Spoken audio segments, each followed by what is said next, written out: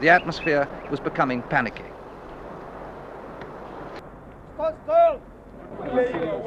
The element of farce is certainly there. But the Igbos, and 9 million of Biafra's 12 million people are Igbos, are deadly serious about one thing: what they consider their right to an independent existence separate from the rest of Nigeria, and especially the Muslim North.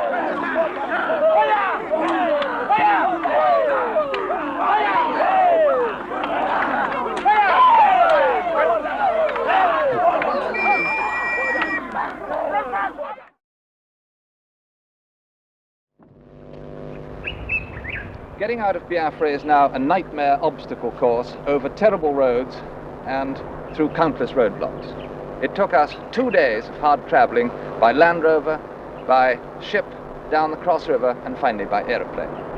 The eastern slice of Biafra, a country of about 12 million people, is now in the hands of the federal forces.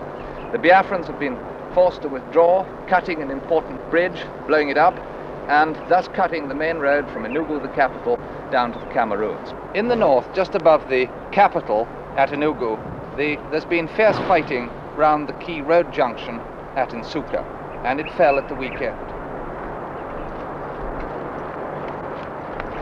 Hundreds of refugees were streaming down the road southwards towards the capital.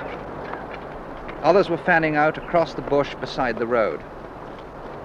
One sergeant with a pistol in his hand came towards us shouting, "No pictures." The atmosphere was becoming panicky. I interviewed a staff officer who claimed the Biafrans were still holding out in Nsukka. What is happening here? At the moment? Yeah.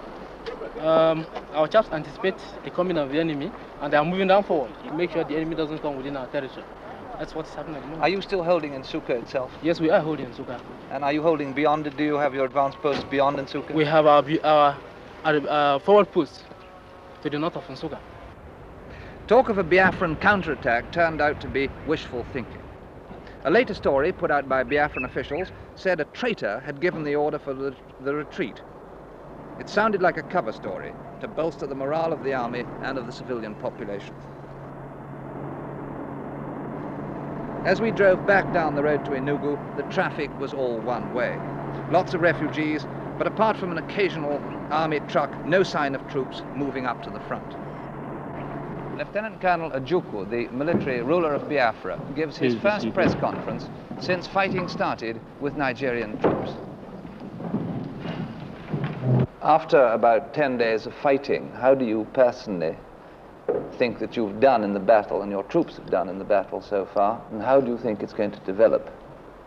In a conflict of this nature, where Lagos certainly has the superiority of arms, such as having armor, having artillery, one would expect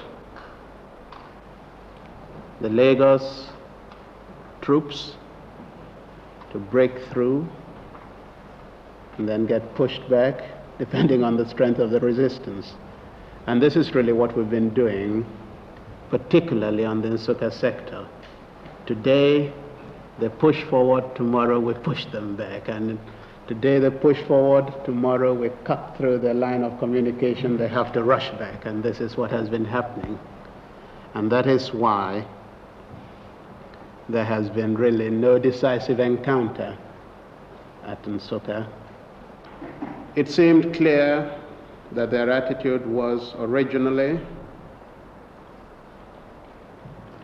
to make a massive assault on the Nsukka area, the Ugoja area, so as to tie up all our troops, and then to make an armored thrust through Nsukka direct to their number one objective, Lieutenant Colonel Ojukwu in Enugu. If you didn't know it, that's me. Enugu is only 40 miles from Nsukka. Unless the Biafrans can really dig in and hold the main road in the face of an enemy with superior equipment, the Federal Army may be outside the gates of Enugu before very long. For Colonel Ojukwu, it could be the beginning of the end. We are Biafra, fighting for our freedom. With Ojukwu leading, we shall conquer. We are Biafra, fighting for our freedom. With Ojukwu leading, we shall conquer. In Biafra, Africa's newest state, which used to be called the Eastern region of Nigeria, everyone wants to join in the battle against the troops of the government of Lagos, which have been launching attacks across the borders of Biafra for the past week or so. And so a citizen army is being formed to carry out home guard and civil defense duties. Every morning and evening, the campus of Enugu University looks as if a swarm of locusts had landed on it. The Biafran Civil Defense Force is undergoing training. All of them are volunteers who come twice a day, without pay, for a fortnight of basic military training.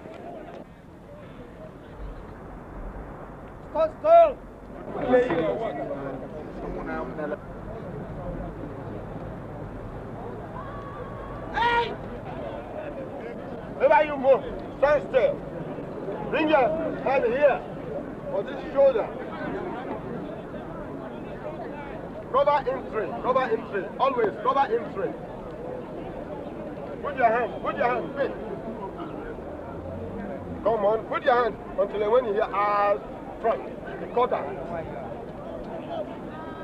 Put your head here, only you want to look first. They learn how to slope and present arms, to march and have a more or less soldierly bearing.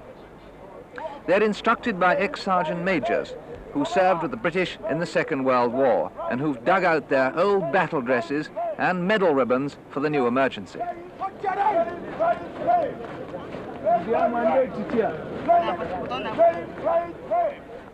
The element of farce is certainly there, but the Igbos, and 9 million of Biafra's 12 million people are Igbos, are deadly serious about one thing: what they consider their right to an independent existence separate from the rest of Nigeria, and especially the Muslim North. Don't move.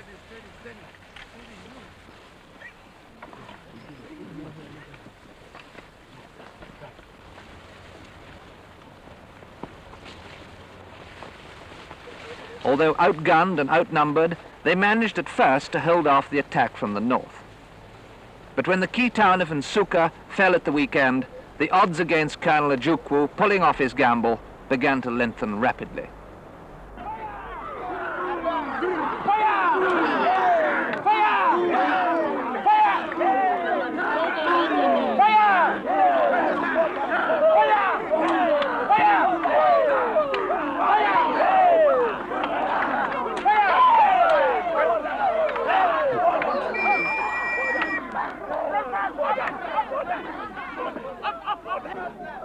Increasingly, it looks as if the play acting on the campus at Enugu will have a disastrous ending.